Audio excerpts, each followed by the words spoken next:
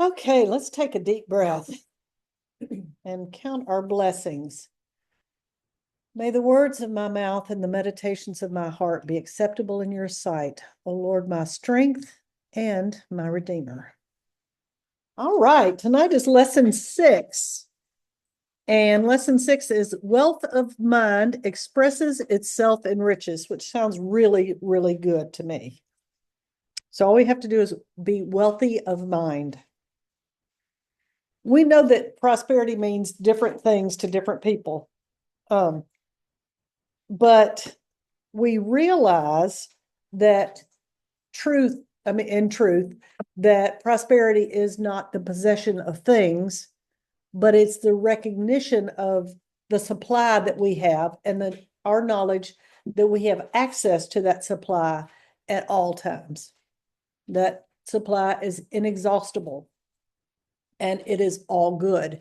And so that's what makes us prosperous, is just that knowledge alone. And we know that there is no lack in the mind of God.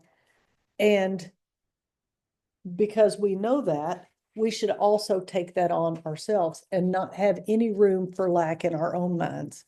Because when we open that room for lack, then we're inviting that in. So when we seek first the kingdom, when we look to the spiritual, when we aspire to connect with our higher selves, then the law of right thinking says that everything's going to be added to us. So seek first the kingdom, and all these things will be added to you. Because we are thinking rightly, we are righteous then. So what we have to do is get into the habit of thinking about and seeing abundance everywhere, and it's everywhere around. And there are so many people who, and I don't think we are among those, but there's so many people that think that riches are out there, and if you've got it, I can't get it. But what we need to do is say, I see that, and I'm drawing it to myself. Good for you. Good on you. I'm glad you've got it. Now, here comes mine. So when we put that spiritual first, the material then follows, and it's in its right order. So let God's laws be first, and let Caesar's be second. And he says again in a minute, render unto Caesar what is Caesar's, and to God what is God's. And so we have to think about, knowing that we operate in this world, we have to think about rendering unto others, or to the government, or to our bosses, or to whomever, what they need from us. But we know that what we need doesn't come from any outside source, because prosperity is brought about by ideas that are utmost in our consciousness. And when we can change our ideas, despite whatever the appearances are, then the environment conforms to how we have changed our minds. So if we see lack in the midst of abundance, then that's what we're going to get, because what you see is what you get. But if we see abundance in where others see lack, then we will be getting our abundance. So remember that this was written right around the time of the Depression. So that was really on Charles Fillmore's mind when he's writing this book about, the whole world at this point is in a depression. But there were those people who could see beyond that, and he was one of them, and they remained prosperous throughout that time that was so awful to everyone else, because everything was so depressed and so lean. But there were people who saw riches in that. So if we build up storehouses of money and possessions, that is ineffective unless and until we have a rich consciousness, because we can build it up and it'll go away, and we can build it up and it'll go away. because it's all about the consciousness. So if our consciousness isn't rich, it doesn't matter what we've got in the bank or what kind of house we're living in. It's liable to go away because we're not building that up on a firm, strong foundation. He says that it's far better to stockpile rich ideas than symbols of wealth because the ideas are useful and constructive and they're beneficial to everyone. So if we have these rich ideas, then we're living in that consciousness that blesses everyone around us. But if we're misers and we're hoarding money and living in a closed up, beautiful mansion, we're not benefiting anyone, even ourselves. So building up those outward symbols of materialism doesn't do any good. And here's the kicker. So when I started the class, I said it's not a get-rich scheme, but it's not a get-rich formula or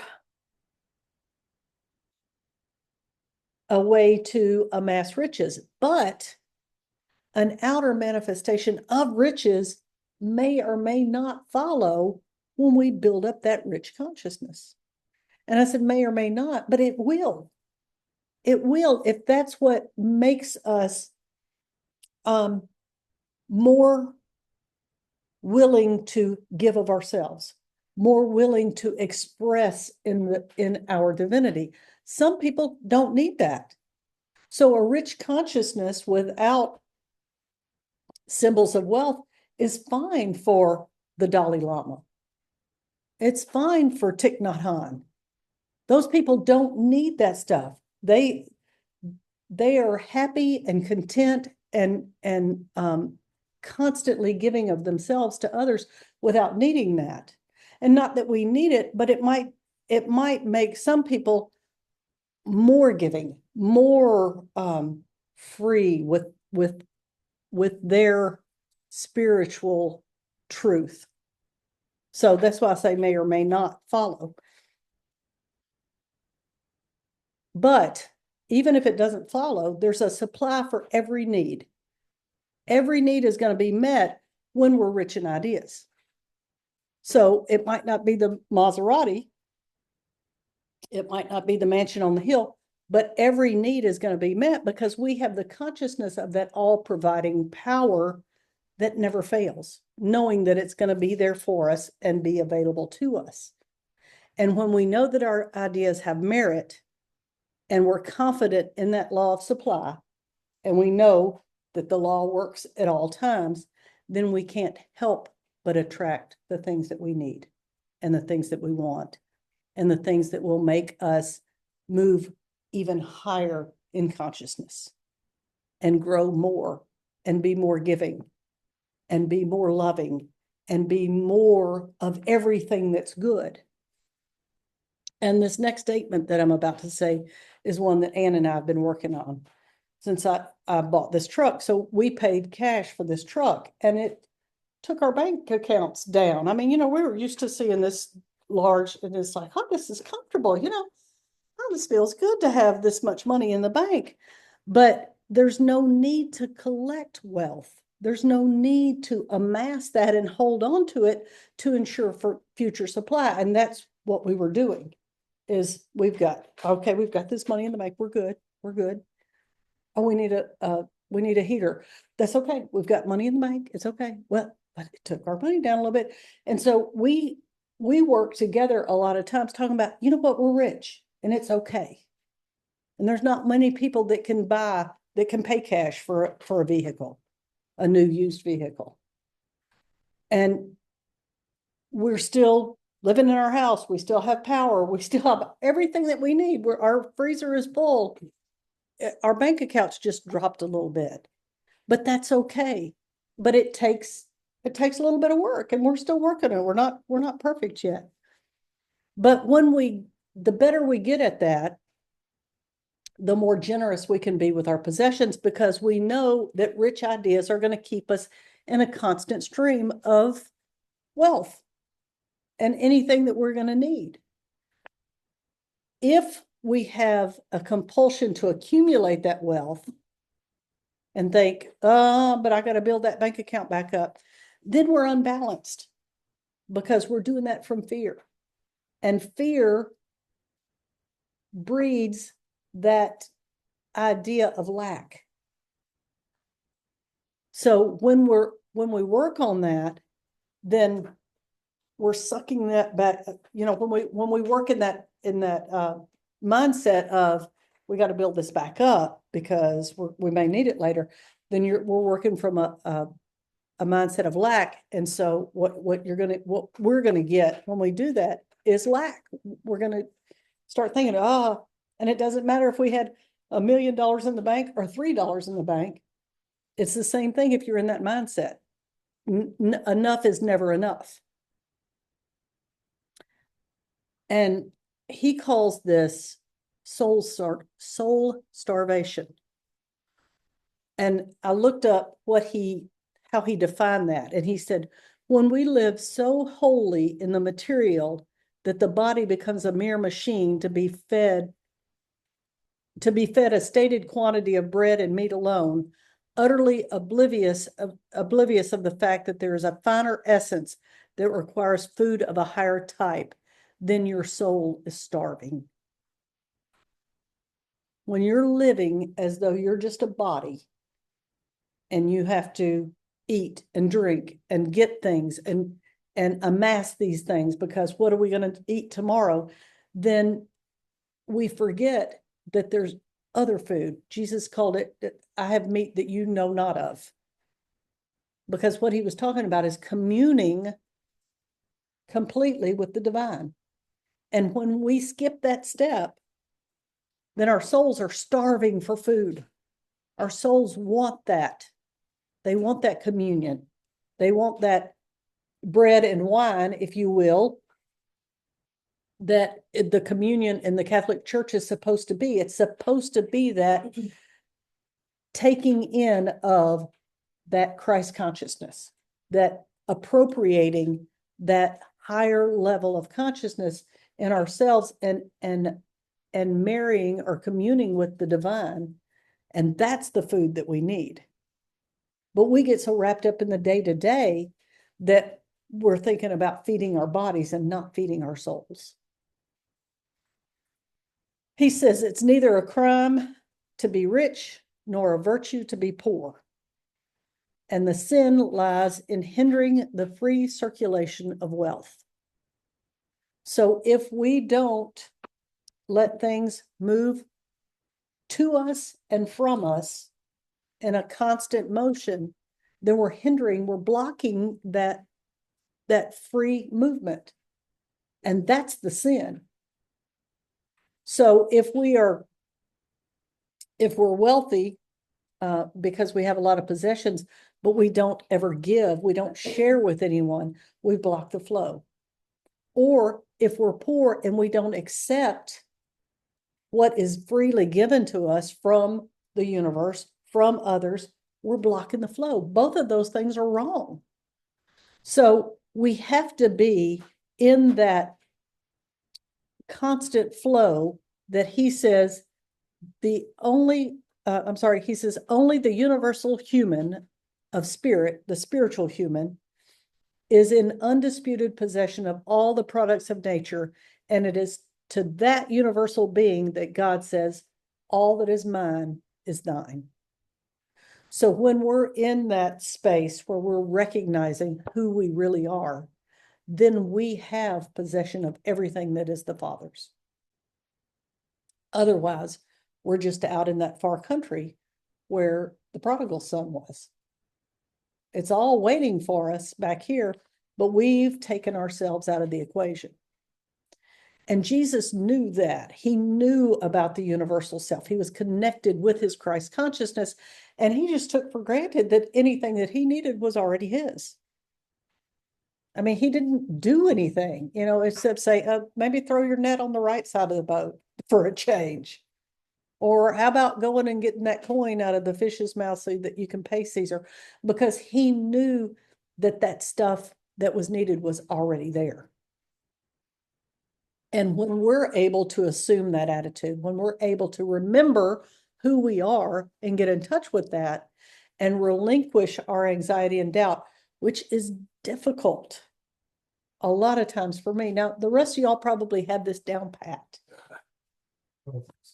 But there's those doubts and fears are so insidious that I'll be sitting at work typing on my computer, just doing stuff and be hit by one like, I don't, let me just check real quick. Did I pay that bill? Do I know, do I have enough? Is there enough? When's the next payday? And it just comes out of nowhere because it's insidious. We get bombarded with so much negativity and people talking about this and that, and we get into that and get wrapped up in it, when it would be so much nicer to just be bombarded by, I'm a child of God. And it seems that for me, that happens less of the time than the fear comes in. But it might be because the fears kind of grab you by the throat, and that other thing just it just feels like a warm blanket, and it's like, oh, this feels good, and then you just move on with your day. So it may be one of those things where you don't think about it as much. But as I'm talking, I think it might behoove all of us to just stop a minute when we get one of those and appreciate it for at least as long as we think, oh my gosh, did I do whatever it was that, whatever that doubt thought that comes in. Just take a deep breath and think, that feels good. I'm there. And he's appreciate the negativity. No. Appreciate when that feeling of being at one with the being in the now moment. Notice that as much as Yeah. you do, but Easily as much. Because then we are prosperous. Then we're in that now moment. We realize we have everything we need and can take a good deep breath. It's like, everything I need is right here, right now. And then maybe go on with your day after you just realize that. I need that tattooed on the back. So when I just okay. Oh, yeah, you're right. Instead of looking at the time, look at that. Yeah. He says, when we use our power of imagination with faith, we build things out of that divine substance that we talk about, and we co-create with God. So we're in that space. We're in the groove where we're going along and doing what we need to be doing. And that's why we have to be vigilant about the thoughts that we're thinking. That's why we have to be vigilant about putting our faith where it belongs, not in the material, but in that substance, in knowing that the law is taking care of us. Because when we put our faith in the material, he says that we're just looking at shadows. And those shadows disappear as soon as our supporting thought is taking away from it. It's nothing lasting. That bank account is not lasting. That house is not lasting. All of that's going to go away. Those are shadows. But when we know where it came from, when we know that it is always available to us, that's lasting. When we know that if we plant an acorn, an oak is going to grow, that oak, and we know that that's a lasting thing. But if we put our faith in that oak tree, the wind's going to blow it down, or a forest fire is going to come through and burn it up, or somebody's going to cut it for firewood. So it's not lasting, but the oak is always going to the acorn is always going to turn into the oak. That's the lasting thing. That's the substance. But the final product, that oak tree, becomes this table then. So we can't put our faith in that. We got to put our faith in the process. When we put our faith in the real, in substance, then we have the abiding source of substance. We know that it's always going to be there. It's always there.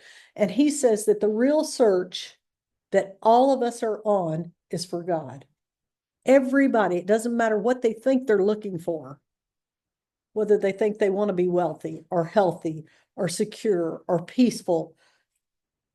What they really want is God, because God is in back of all of those things. All the good that there can be is predicated upon God. So what we actually want is that relationship, which is there for the taking. It's already there. And when we feel that we're united with the divine, then we know that only God can satisfy any of our cravings. The craving for health, the craving for peace, the craving for serenity, whatever it is that we think we want can be satisfied. But that's the only way that it can be satisfied fully is through God. And when we're thinking thoughts, when we're in our minds, that's where we commune with God. That's the place that we go to be in contact with God, is the mind and the inner recesses of our souls.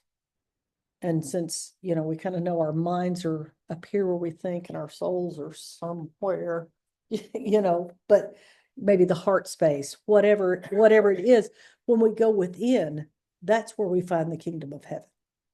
It's never going to be out there. And that's where we receive ideas from divine mind, is when we go within. And Fillmore, of course, called it going into the silence. When he meditated, when he went within, that's where he communed with spirit. And that's where we do it as well. But the thoughts and the ideas are not enough by themselves. So we go in and we have access to divine mind, and we're rich in these ideas, but that's not enough, because once we receive them, we have to use them. Because otherwise it's just kind of navel gazing. You're not doing anything but just sitting there. So when you get these ideas, you got to use them. So whatever comes to us to do, we have to do cheerfully, we have to do competently, and we have to do confidently, so that we fulfill that law and that we move forward in what we need to do. When you pray, move your feet. The only thing that we have control over are our thoughts. And some of us aren't even very good at that. There's no other person, place, or thing that we are the absolute master of except our thoughts. We're given dominion over them. And that's what, when in Genesis, when God says, and let them have dominion over the beast of the field and the birds of the air, those are thoughts. So the birds of the air are those higher, lofty thoughts that are closer to heaven, that are closer to the divine. And the beast of the fields are those more thoughts that are sense-based. But we were given dominion over them. And when we find ourselves fearful about not having enough, we have to deny those thoughts, because that's a thought that we have control over. It might not feel like it. Sometimes it doesn't feel like it to me. But when those come in, we got to completely deny them and say, nope, not going to have it. Because we can't afford to let ourselves think for 1 minute that we're outside the realm of that all-providing good, that we're outside of that substance that is ours to mold. We have to protect ourselves from those destructive notions that there's lack, that there's hard times, that there's a recession, that the new government is going to mess everything up and we won't have jobs. We've got to deny those thoughts, because all of that is out there. And the only thing we have dominion over is in here. But after we deny those, then we affirm our dependency on God. We affirm our good. We insulate ourselves from those race mind thoughts, because there are those insidious thoughts that we're being bombarded with all the time. Yeah, but you don't know how bad this is going to get. Yeah, but you hadn't heard this news story. Yeah, but you don't. Yeah, but. Those are all coming. And I've got some really good friends, one in particular that is a yes, but. Not even a yes, but it's a you don't know what you're talking about, but. All that may be well and good. That's a bunch of bunk. You're a Pollyanna, and here's what's actually going to happen.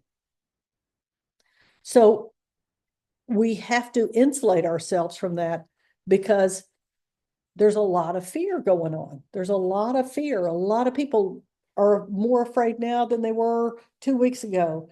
But 2 weeks ago, they were plenty afraid. So it's just doubled up now. So we have to keep our minds off of that scarcity, off of that fear-based, off of those fear-based notions. And every time that we affirm from faith, our I am sets in motion those chain of events that produce the effects that we seek. Every time we do that, every time we line up with our higher consciousness and we say, I know who I am, I know what I am, and I know that I'm the rich child of the Father, then things start moving. And we can put the brakes on anytime, or we can put the accelerator on and speed on through.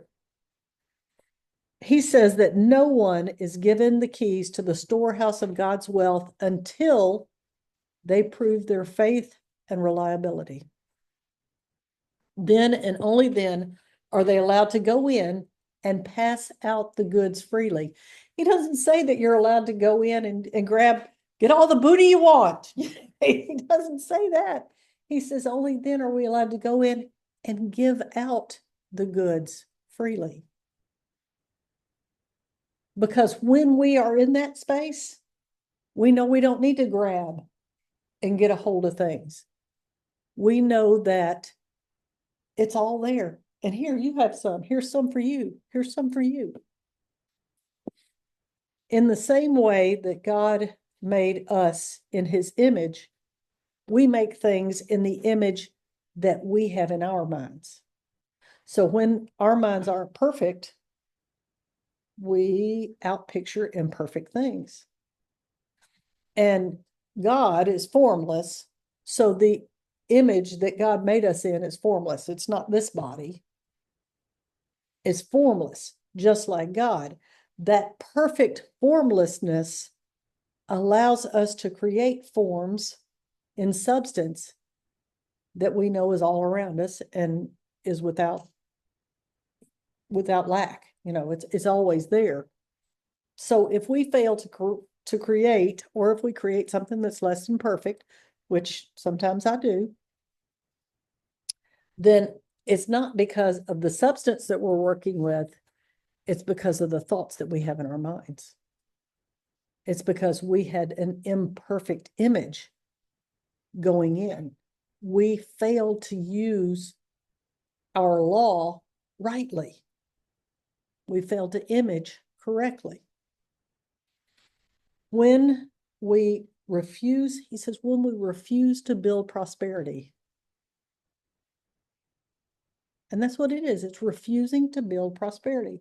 When we refuse to build prosperity on the inner, omnipresent, enduring substance that's there, and instead we look to the outer, we look to circumstances, we look to the stock market, and we forget that we have at our disposal our divine ability to do this, then we are going to create imperfectly. We're going to create lack. We're going to acknowledge lack. But anybody who demonstrates through that physical law doesn't have anything permanent anyway, including lack. Their prosperity is not permanent. Their lack's not permanent. Nothing in their lives is permanent, because everything can be gone in an instant because they haven't built on that orderly law. They've built on sand. Their foundation is shifting all of the time. And when we don't have that orderly law of spirit, there's no enduring consciousness of supply that's going to keep coming to us. Conversely, if we build on that firm foundation of the law, then we can't keep stuff from coming to us. And nothing can enter into our domain unless we invite it in. No disease, no poverty, no discord. And that is a hard pill to swallow. Because you think, I didn't invite this poverty in. I didn't invite this disease in. But fortunately, none of those things can stay either once they're there, unless we allow them to.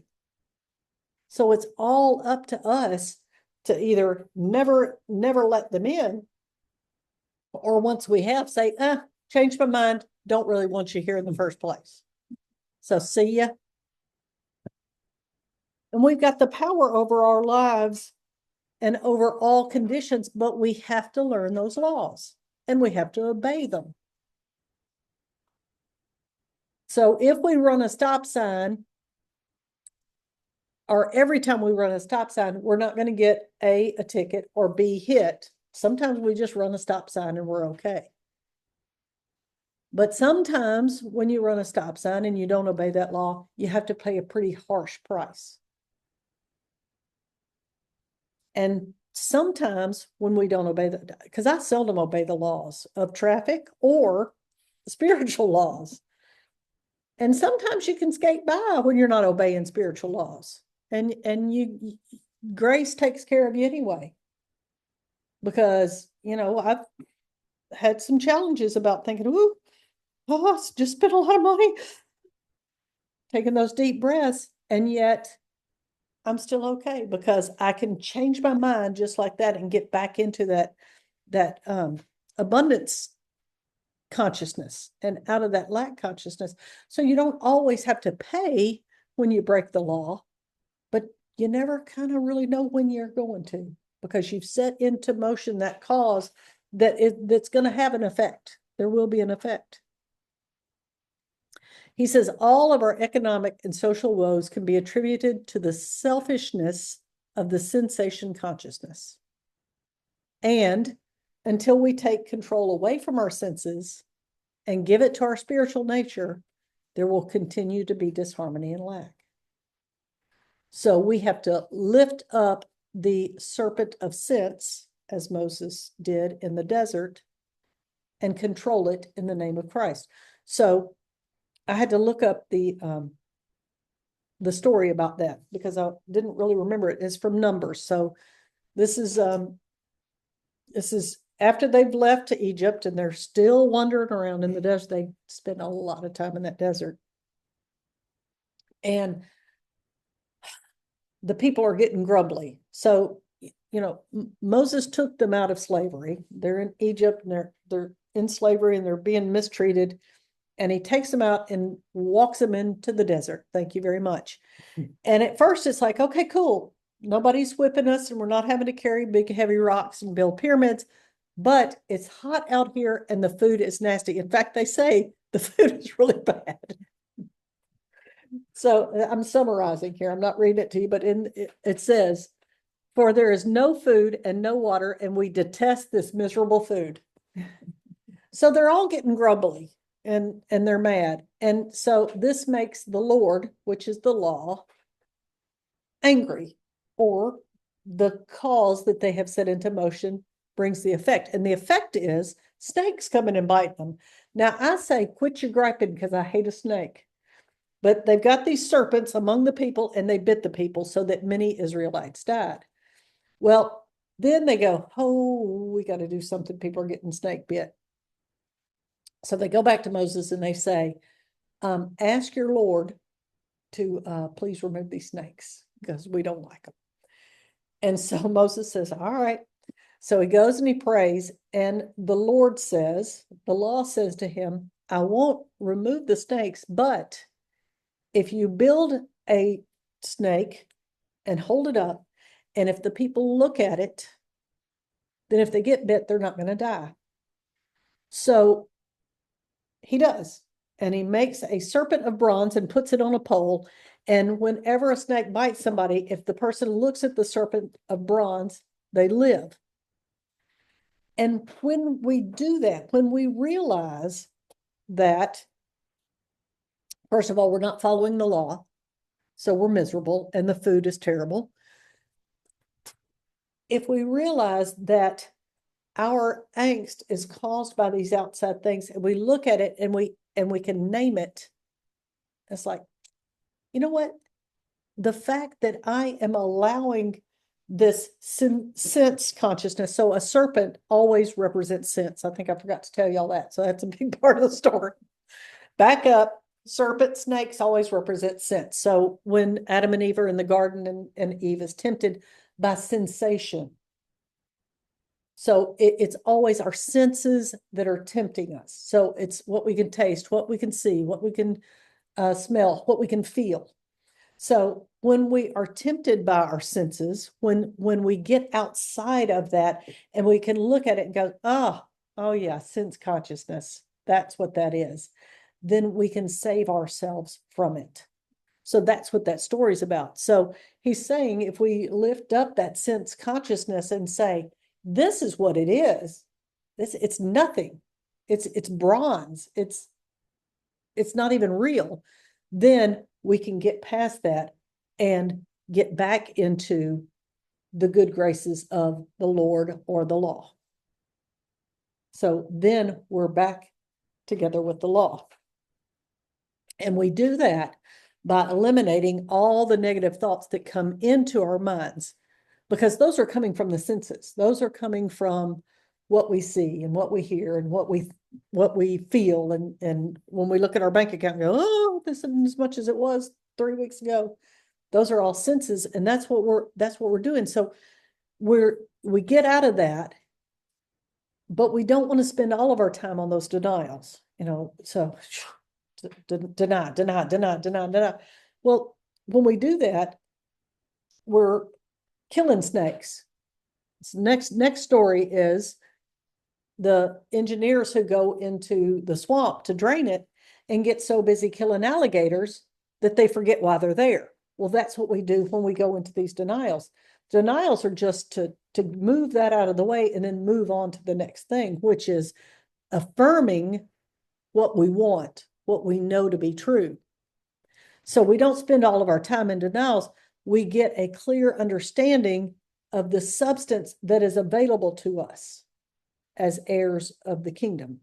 So we say, this isn't true because I know that this substance is here and it's here for my use. And he says to let the I am save you from every negative thought and lead you from the desert of negation into the promised land flowing with substance. And that is what's so beautiful about all this, because you can take any of these stories and look at them metaphysically, and they all lead you back to the I am. They all lead you back to your spirituality and where you need to be. So when we let go of those thoughts of lack and any loss that we see, then we find opportunities are present everywhere. So perhaps we have lost something in order to gain something bigger, better, and greater. And when we allow those new ideas to come to us, then the universe begins to flow into us. And we find new ways of living. And we become producers of ideas and manifestations. Because any idea that we have that we move on, we're going to manifest. So we change our thoughts and we increase our substance in mind.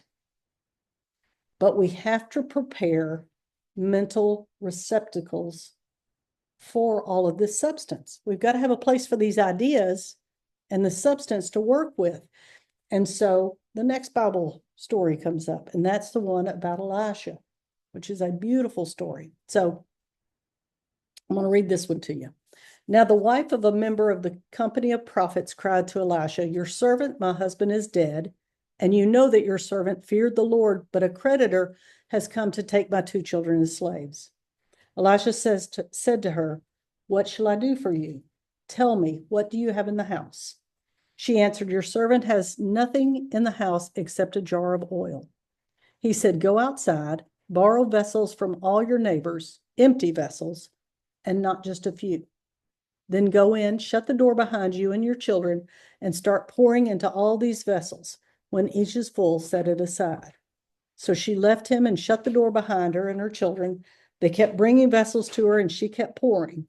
When the vessels were full, she said to her son, "Bring me another vessel." But he said to her, "There are no more."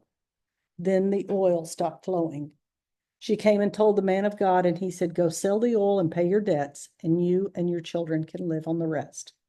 So when we prepare those receptacles, when we get ready, when we get our minds ready, then we get into the habit of blessing everything that we have. And when we do that, we set the law into motion, and all of that substance comes to us from the ethers. And we fill up all the vessels that we have. And then when our vessels are full, we stop receiving it. So what we need to do is empty our vessel by getting into the flow. And so we keep that going. It's just a continual motion. So we shouldn't hold too specific a request of what we want. Okay, what I want is a 3-bedroom, 2.5 bath house on a ½ acre. Don't do that. What we need to do is have a motto of this or something better. So we may have an idea or an inkling of what we want, but allow for the vessel to be overflowing. Allow for every vessel in the house to be filled up. We want to encourage our minds to expand to the infinite instead of the infinite to shrink to the vessel that we have waiting for it. Excuse me. So Fillmore says that we should use an affirmation like this: infinite wisdom guides me, divine love prospers me, and I am successful in everything I undertake. Father, I thank you for unlimited increase in mind, money, and affairs. So there's nothing specific on that. I need the three-bedroom, 2.5 bath house. We're grateful for everything that we have, and we're open for more. All right, tonight's questions. What is prosperity? So I'll tell you what it is according to Webster. An advance or gain in anything good or desirable, successful progress toward or attainment of a desired object. But we know that prosperity doesn't mean the same thing to any two people. And this is interesting because he says the wage earner, when they get an increase of a few dollars in their weekly income, think that that's great prosperity. So, if you make $18 an hour and now you're making $21 an hour, it's like, wow. But somebody who has vast enterprises thinks of prosperity as on much larger terms than that, and doesn't consider themselves prosperous unless big things happen. $3 an hour is nothing to that person.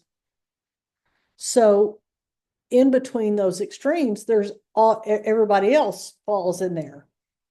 But we know that prosperity isn't about how much money you make or how many things you have.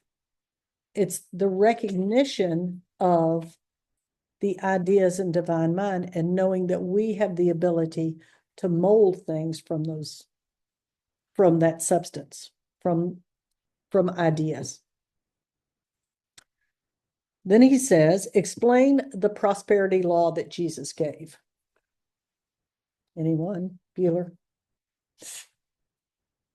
So,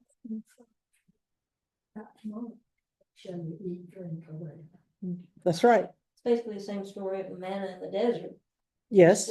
This is what you need for today. Mm-hmm. It's not like Jesus said, okay, well, here's your coins for the next year and a half. Yeah. It's like, here it is for now. Right. That's right. And he said, don't think about these things because it's going to be there. Seek first the kingdom, and all things will be added to you. So if we think rightly, then we can demonstrate. And that is the whole, all of those, don't think about what you're gonna wear. The manna, all of those are just indications of what you need will be supplied for you if you're in the right frame of mind. So prosperity is putting our faith in the spirit. Absolutely. And knowing that we are rich in ideas because we live, move, and have our being in divine mind. And that's where all the ideas come from. That's where they all live. He says, cultivate the habit of thinking about abundance everywhere present, not only in the forms of imagination, but in forms without. Jesus didn't separate the two. Jesus didn't separate what was inside and what was outside. And this is where I said he's going to say again, render the things unto Caesar that are Caesar's, and to God the things that are God's. So what he's saying is put things in their right relation. Put the spiritual first, and then the material will follow. I just thought about it, just as you said that, this worry that we have about the transition in politics and so forth and the government is the things, is material things. And if we put our faith in the spirit, we know that that doesn't mean anything. So we have to put things in right relation. And render unto Caesar that which is Caesar's. Whatever is Caesar's, give it to him. Because we're not dependent upon Caesar. And that is a lot easier for us to say than it was for Jews in Roman times to say, because it was all about Caesar. And so with Jesus saying, give Caesar what he wants, but give God what he wants, because that's more important. And they're all looking at him like, I'm scared of Caesar, because they were. So what relation does a prosperity consciousness, what relation does a prosperity consciousness have to wealth in the outer? So what does it mean? If we have a prosperity consciousness, what's that going to mean to outer wealth? So first of all, it may or may not manifest as outer wealth, because we don't, if we have a prosperity consciousness,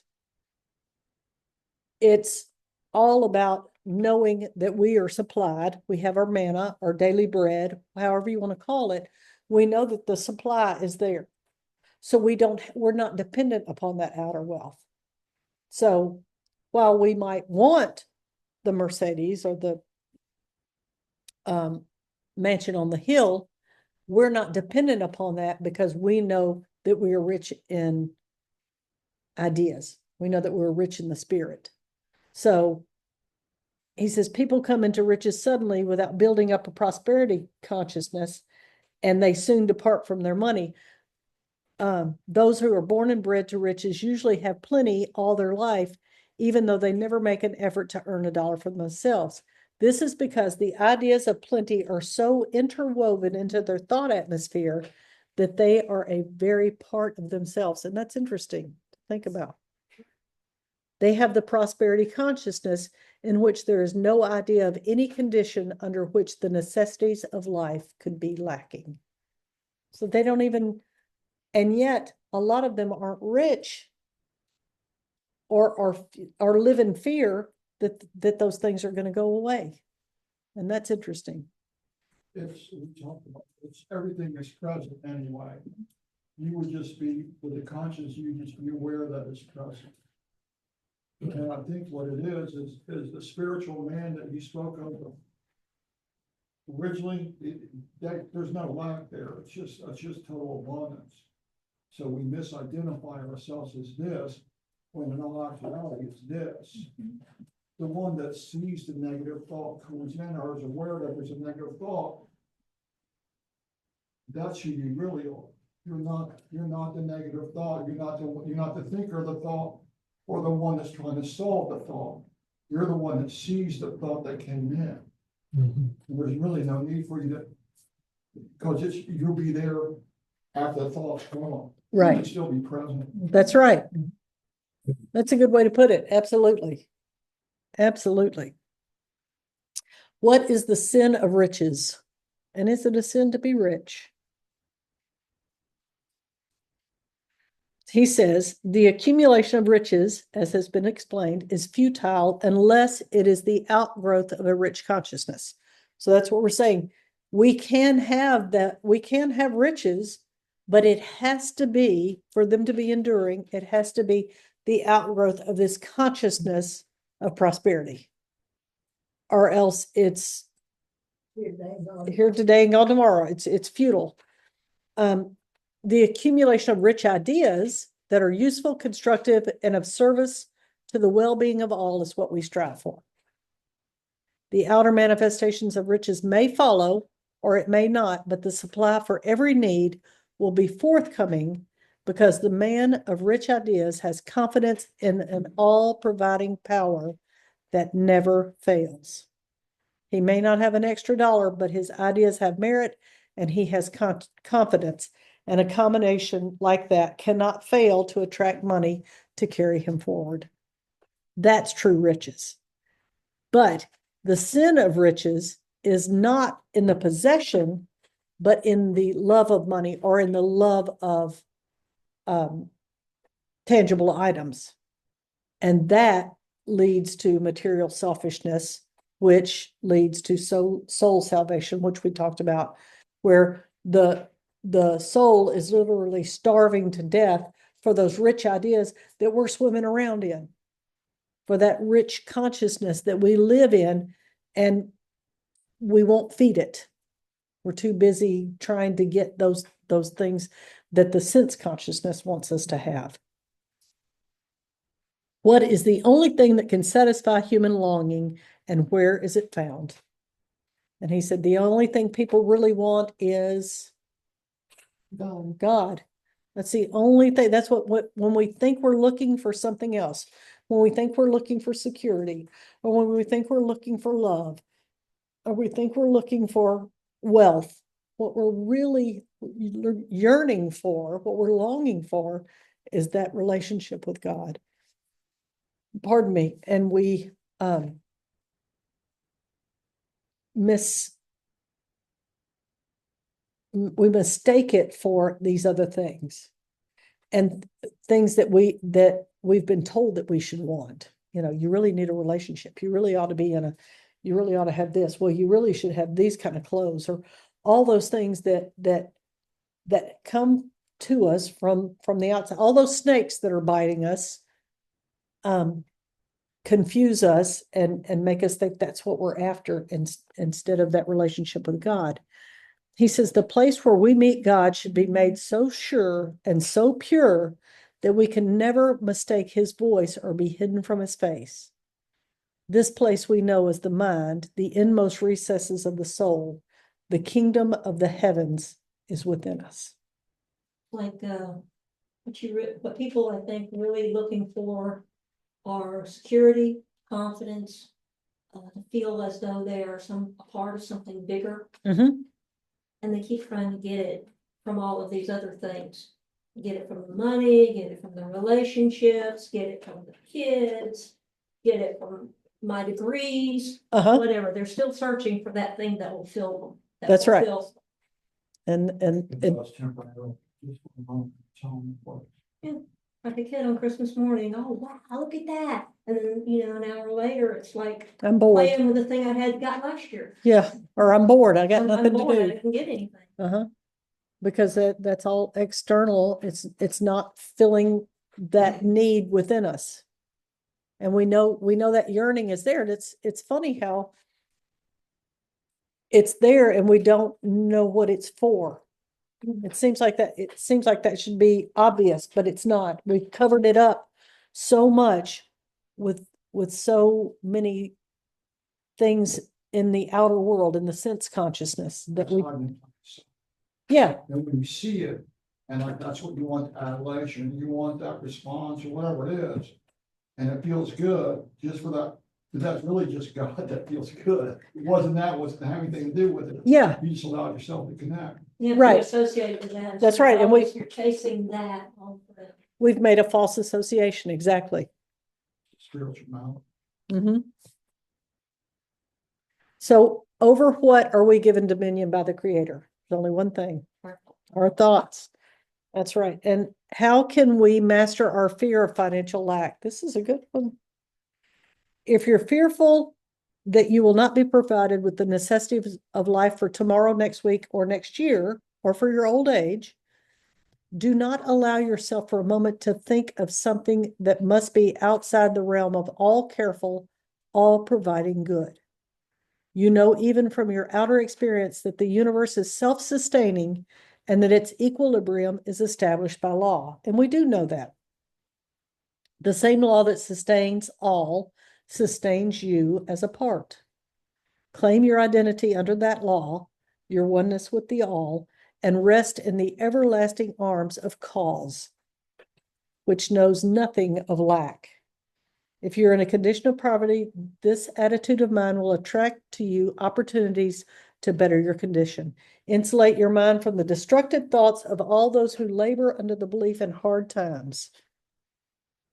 And we have to do that, especially now, because there are so many news stories and so much social media and so many things that are coming from the outside to us now, because it used to just be news from home and letters, and then it was the TV, and now it's everything now In real time. in real time, everything in real time. And I have so many people that I've talked to lately that say I'm on a news fast. I'm not watching any of the news. And I think that's good for everybody for all time, regardless of the reason. Because I started to say we know too much, and that's incorrect. We're told too much. We're told too many things. But we have to insulate ourselves from those destructive thoughts and affirm more persistently our dependence on the abundance of God. That's the only thing we're dependent on. We're not dependent on Facebook. We're not dependent on TikTok. We're not dependent on the news. We're not dependent on the media. We're dependent upon the abundance of God, period. And we get wrapped up in all those other things because it's flashy. It's easy to look at. You hear it all the time. It's there. Everybody's wrapped up into it. And we get kind of washed up in this race mind wave of the things that are going on. And they know how to hook you. And you get hooked and then you just to get reeled in. All right, that is about it for tonight. Does anybody have any questions, comments? I have a comment Comment on, girl. talking about the media and what you're wrapped up in. I think it's fascinating to look at, let's say Netflix. If I go on Netflix and choose my movie and it's going to keep sending me back stuff that I've resonated with, and Hey, like they got this. an algorithm that says you like this, you're going to like this. And I can turn on Eric's Netflix and it looks like an atrocity murder show. I mean, there's nothing on there that isn't about war, destruction, or Bigfoot. But Live that's what action. he resonates with. And it's just, I mean, after it's kind. If you give it, you're gonna get it. And that's a small example, but TikTok does the same things. If you're watching the car crashes because you're fascinated by the car crashes, you're gonna get more and more and more car. You're not gonna get baby ducks being rescued. You're not gonna get the love and the goodness and the sweetness because you have tuned in to that negativity. And when you do, you get in a groove. And it gives it back right back to you Absolutely. from all sides. until you have That's the all I'm saying. impetus, and you're right, until you have the impetus to get up out of that groove. And the way those algorithms work and the way we work, the AI is us, it came from our minds. But the way we work is that even when we have the strength to pull up out of those ruts, it'll still go off in there somewhere. They'll throw you one, and if you look at it, then you're back in that loop. And there'll be times that I'm watching videos and going, why is this popping up? Yeah, And you don't, if you finish it, you're going to get another one. that's exactly right. All All right, right, this is the great, Forrest. perfect blessing for tonight. It's come from the 37th Psalm. Do not fret because of the wicked. Do not be envious of wrongdoers, for they will soon fade like the grass and wither like the green herb. Trust in the Lord and do good. Live in the land and enjoy security. Take delight in the Lord, and he will give you the desires of your heart. Commit your way to the Lord. Trust in him, and he will act. He will make your vindication shine like the light and the justice of your cause like the noonday. Be still before the Lord and wait patiently for him. Do not fret over those who prosper in their way, over those who carry out evil devices. Refrain from anger and forsake wrath. Do not fret, it leads only to evil. For the wicked shall be cut off, but those who wait for the Lord shall inherit the land. And so it is. And so I love you all, and good night. Good night. Thank you.